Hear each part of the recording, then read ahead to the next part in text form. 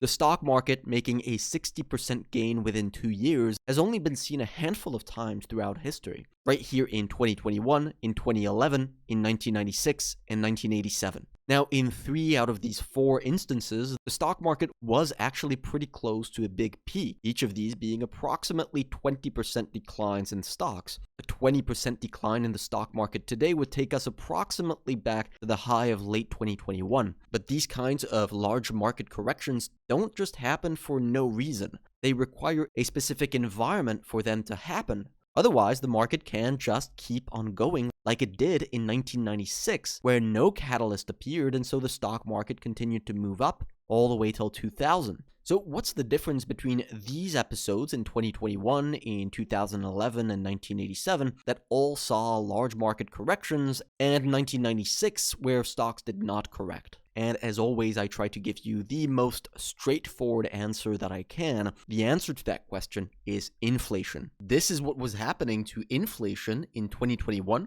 2011, and 1987. In all of these examples, it jumped considerably from low levels to at least 4%, and very shortly after this happened, the stock market corrected. In 2011, you also had the European financial crisis that hit at the very same time that probably made that drop even more severe. Now, look at what happened to inflation in 1996. It went down. It continued to steadily decline right up until February of 1999, where it started to pick up considerably, eventually leading the market to peak and moving down. Higher levels of inflation directly translates into higher interest rates, which often leads to economic volatility or even economic recessions. Low levels of inflation usually means the very opposite of all those things. Over the last couple of years, inflation has been trending lower, and so naturally contributing to this melt up in the stock market that we've had. People have been calling for inflation to turn back up over the last couple of years, but to us, data still suggests